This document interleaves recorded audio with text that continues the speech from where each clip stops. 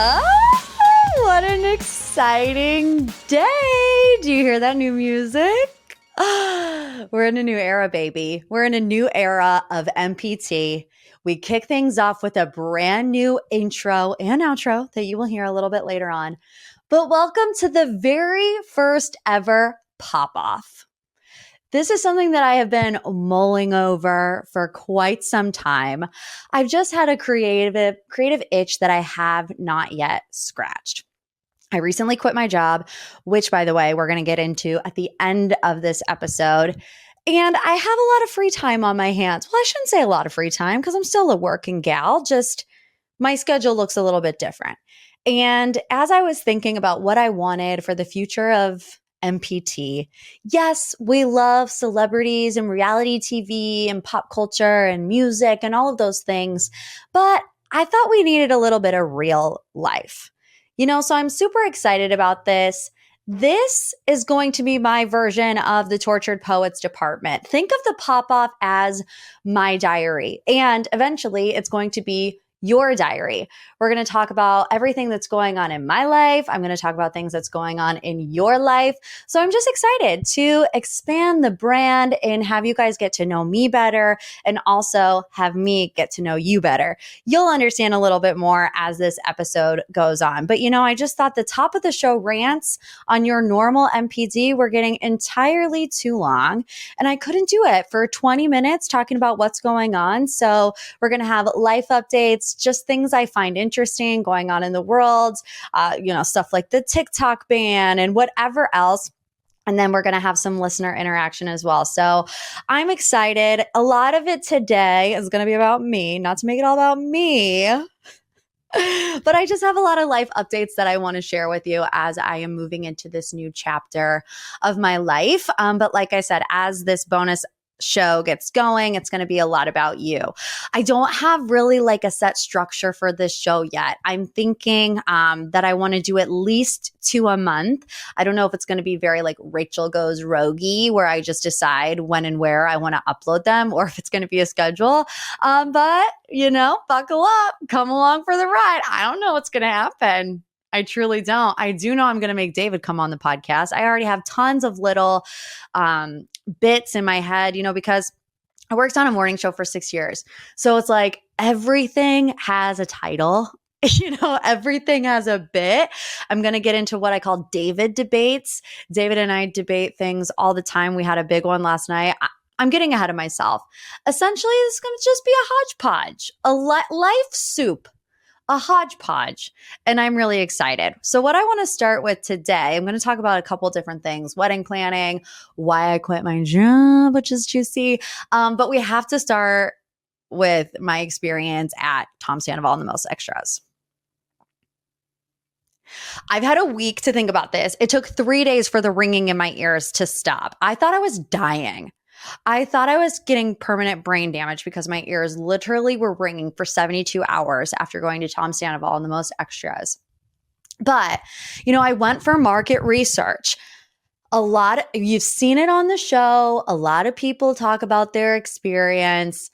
I'm like, I need to experience this. I don't know if I'm going to like it. I don't know if I'm going to hate it, but I need to experience it. What is it like? What is the feeling? What is the smell? What is the energy in the room? And so I walk in. It was in a smaller venue in a city right outside of Cleveland. But it was very Tom Sandoval. It was like a bowling alley with like retro lights and a huge disco ball. It was very Tom Sandoval. There was maybe like 300 people there. But I've known this about myself, but just being in an environment like this, these types of things are not for me anymore. The concert life, I used to be a concert girl. I used to go to Lollapalooza every year, like just smell horrific for 3 days straight, not care if I showered, slept on the floor. I used to be that girl, not anymore. If I'm out past 9 o'clock, it ruins me for at least 48 hours after that.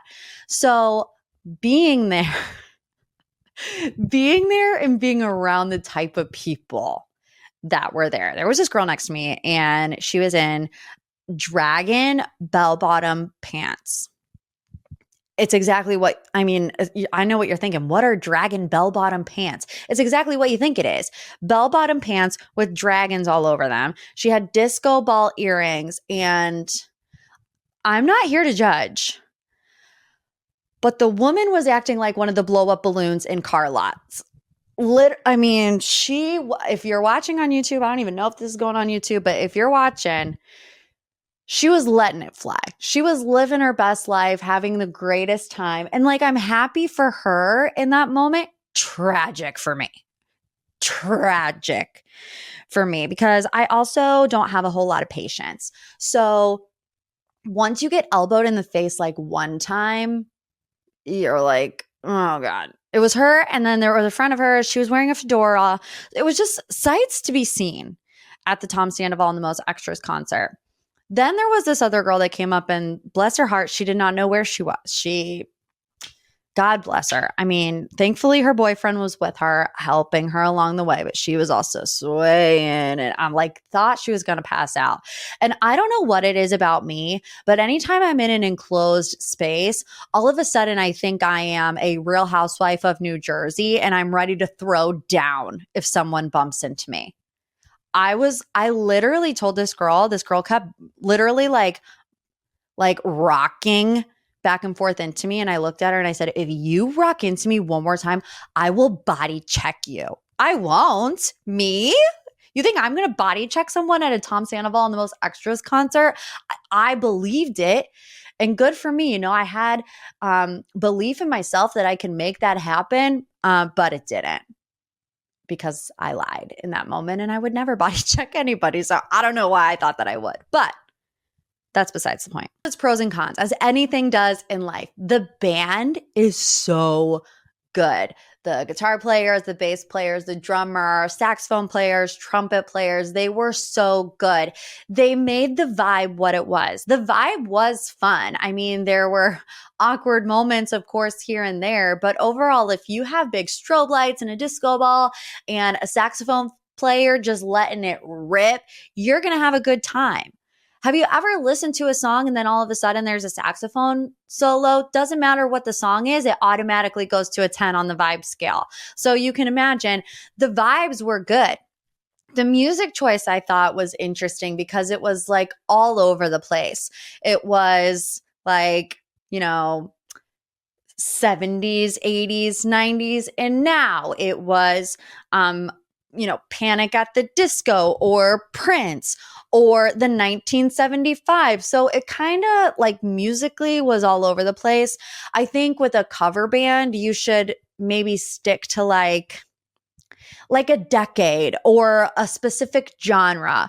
But you were singing the girl who is so good. Oh my gosh, I can't remember her name, but she is such a good singer, like one of the best singers I've ever heard in my life. But she's over here singing, "Come on over with Valerie." And she's like super cute doing it. She's like real cutesy with it. But you have that. And then you have Tom Sandoval singing, "Can Anybody Find Me Somebody to Love," walking through the crowd, sweating on all of us. When I was watching the videos back, I don't remember it sounding the way that it did. You know what I mean? Like, I remember sitting there thinking like, okay, Tom Sandoval doesn't have the greatest voice in the world, right? We all know that, but he's not like off pitch. Like technically he's on pitch. It doesn't sound that great because he's not Freddie Mercury, but it's not like ear scratching. But when you watch the videos, like it kind of is. And I don't know if it was just because everybody around us was singing and having a good time and what have you, because I was like, oh, okay, yeah, this is kind of cool. And then I watched the videos back and I was like, that's what was happening. Like, I don't remember that happening necessarily. But let me tell you, Tom Sandoval eats it up. He eats it up. Whether you love him, whether you hate him, whether you think he can sing, whether he can't, he does know how to entertain a crowd. He knows how to keep people watching him for, I don't know, an hour and a half. He does all of his little Sandoval dance moves where it's like kind of like I don't know. I kind of just look like I'm having some sort of medical emergency when I do it. But, you know, he was pop, lock, and dropping it, I guess. But he did say, something I found really sweet was he paid tribute to his friend that passed away at the beginning of the show. He also talked about how these shows got him through a really dark time in his life. And if it wasn't for this musical outlet, he didn't know how he would have been able to survive the past year. So, I did my due diligence. I did my market research. The tickets were only like $35. So it's not like I spent an arm and a leg. And you might not like it, but I had a good time. If you're a Bravo fan and you just want to experience it, I wouldn't pay $100 to go see him. 35 is probably my cap. But yeah, I came home. Oh, I was tired. And like I said, it took me 48 hours to recover. I said on my Instagram story that my toenails felt like cardboard, and people were like, what? What does that even mean? I don't know if that means I have ingrown toenails, which maybe is TMI for the first ever pop off. But anyhow, like when your shoes are so tight and they squeeze your toes, and then your toes are just sore to the touch for days. I don't know, that might just be a personal problem. But anyways, that's my review of Tom Sandoval. Popping off next about wedding planning. I'm giving you a wedding planning update. 50 days until David and I get married in wedding 2.0. My husband still has not chosen a tuxedo or told his groomsmen where to get a tuxedo. So please send me your T's and P's. I'm doing everything I can to get this man to get a tux. He might be walking out in a t-shirt tux with my dog, who will be the ring bearer. And that would be about on brand for however much David wants to help me plan this wedding. But anyways, right now I'm in the thick of wedding politics. If you know, you know. If you're a bride-to-be, or if you've ever been a bride, you know about the politics that go into planning a wedding. I shouldn't say maybe a lot of people, but more people than I thought are declining that I thought for sure would be there, which kind of sucks. At the same time, it's like everybody that declines, that's $80 that I don't have to pay for a plate of their food. So we're saving money any way that we can. So it's fine. It is what it is that people are declining. But here's my spiral of the week. It's a group situation that I'm dealing with where I invited a group of friends. You have like 10, let's say 10 friends from high school. And you wouldn't put them all at one table. And out of the 5 couples that you invite, 4 of them decline. And you weren't expecting them to decline. So now you're left with one couple from high school, and it's the couple that you are the least close with out of the group. But they've already RSVP'd and said that they want to come. Well, now you're in this wedding thought spiral of, well, if that couple doesn't have any of the other couples to hang out with, are they still going to want to come? I mean, they already RSVP'd, yes. But what if they find out that the rest of their friends aren't coming, and they're going to feel awkward, and they're going to be like, oh, well, we don't know anybody. So now what are we going to do? They're going to sit there and they're going to hate my wedding. That's the kind of torment that is going on in my mind and has been for the past month. I've said to myself, I can't control those things. I'm sure those group of people talk to each other. Hopefully they do. And you know what? They're going to have to entertain themselves. And I feel like those type of people that I invited, they can. I'll put them with hopefully other people if anybody decides to show up to my wedding. I'm feeling that right now. Nobody's going to come. Nobody's going to come, and they're all going to be bumps on a log is what I feel, not dancing and having fun. I know that's not true, but that's how I feel on the inside. And I'm regretting even having a second wedding. Have you ever been there? I've talked to a lot of brides about this too. You always want whichever one you don't do. And I'm doing both. So I'll be able to report back and tell you, because we eloped technically on the beaches of Florida. Florida. I can't do it without singing the song now. Technically, we did that, right? And so I talked to all my friends about it, and they're like, oh, I wish I would have just skipped all the big wedding planning, and I wish I just would have eloped. But then you talk to the people that elope, and they're like, oh, I wish I would have had a big party with my friends and family. So who knows? Keep me in your T's and P's that I don't continue to spiral and call off my wedding, a la Carl and Lindsay. Okay, next, I'm going to start something new this is called the support groups. I'm going to have different support groups based on what pops up in my life. But first and foremost, and I feel like this one's going to be relatable to a lot of the girlies, we're doing a golf wife support group. If you or somebody you know have been affected by a golf husband, please reach out to me via DM or even a golf boyfriend because we need support. I need a community of strong women who's going to support me through the spring and the summer to get me through. I needed y'all during the Masters. I had nobody. I had nobody to turn to. Okay. And I felt like I was living here by myself because my husband was so enthralled in what was going on in these green jackets. You know, if you have a significant other who is so obsessed with golf, I need you to DM me about their obsession and I will share it on the show. But for now, I'm going to talk about my husband and his obsession with golf. Maybe we can all have like a golf outing one day. And the girlies can drive the carts, have a nice beverage while the boys play the back nine. Is that what they say? But in the meantime, both of these stories happen within 7 days of each other. And I'm wondering if I need to have a come to Jesus with my husband, maybe an intervention, because I think he's addicted. I think he's addicted to golf. So Sunday, my husband gets up before church and he goes to the driving range. He's late to church because he went to the driving range. Then we go to my parents' house after church where he's watching some type of tournament. And it's like, why is there always a tournament going on? It doesn't matter what day of the week it is. He could be like, oh, it's the Championship Open, the Live, Laugh, Love tournament. And I'm like, what? I thought we just had a tournament 2 days ago. And he's like, yeah, we did, but this one's different. I'm like, okay. It's all the same dudes.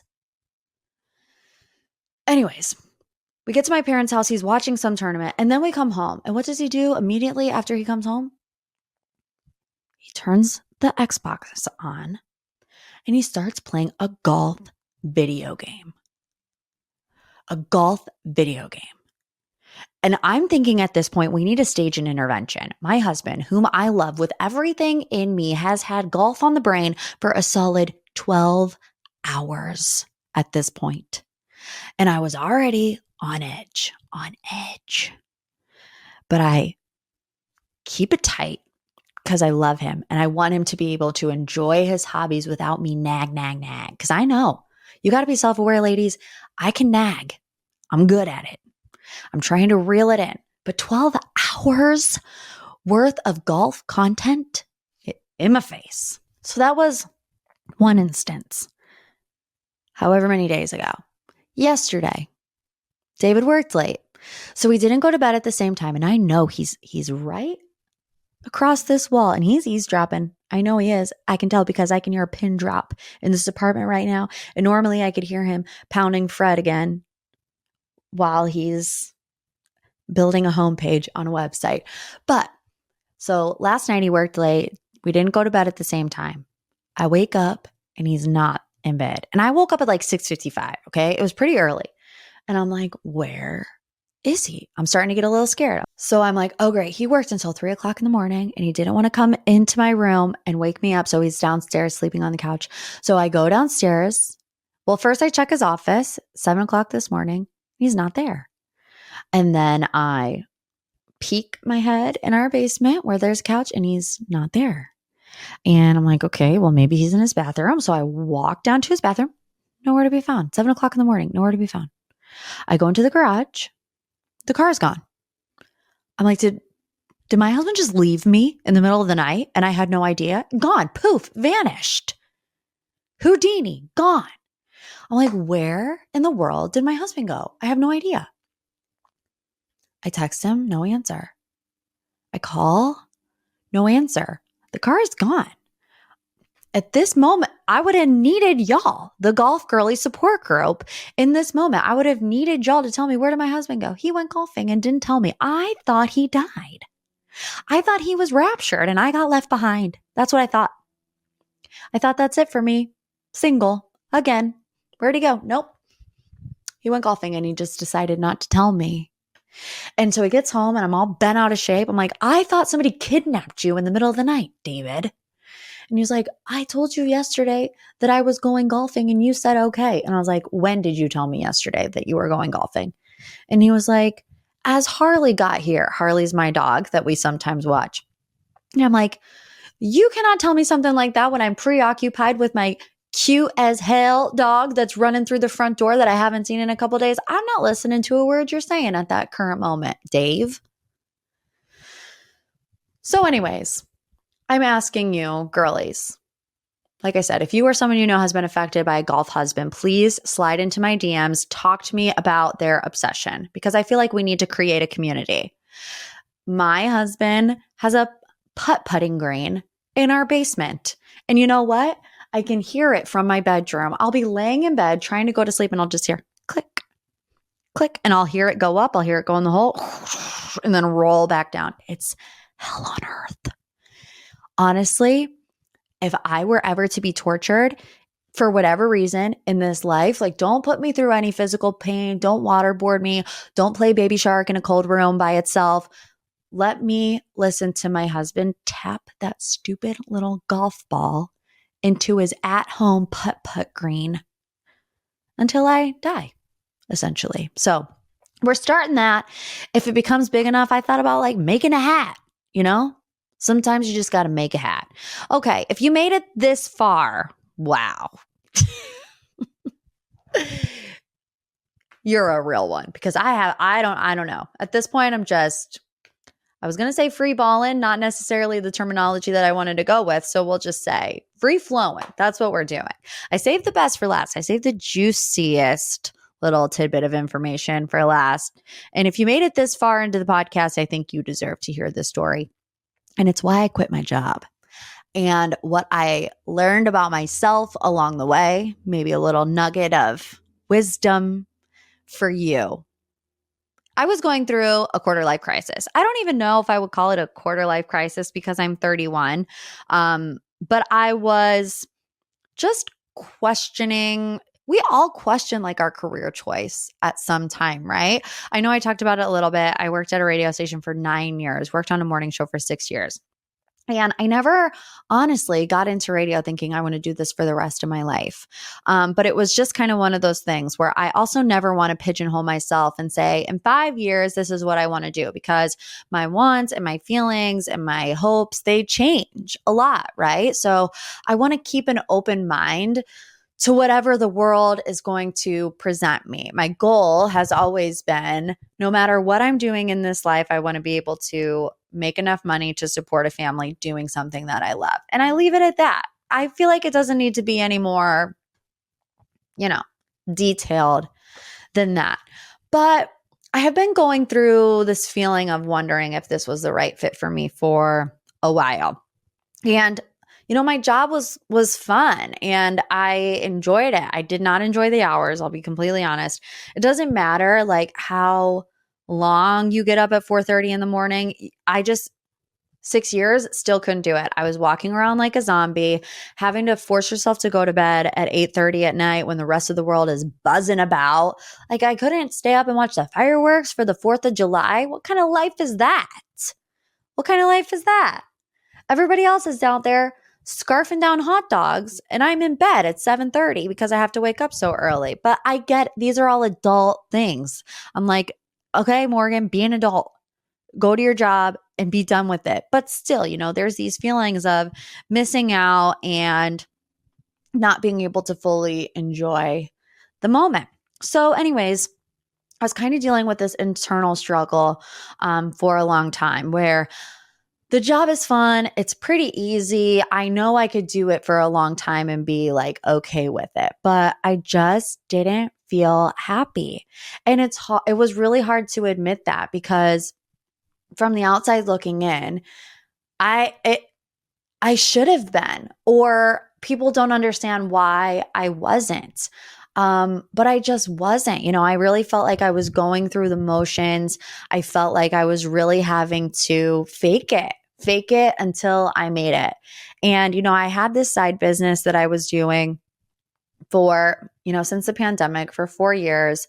And I found myself starting to feel honestly resentful that I couldn't put as much time and energy into my side business as my actual job, because my time was just so split and I wasn't putting 100% of myself into either thing.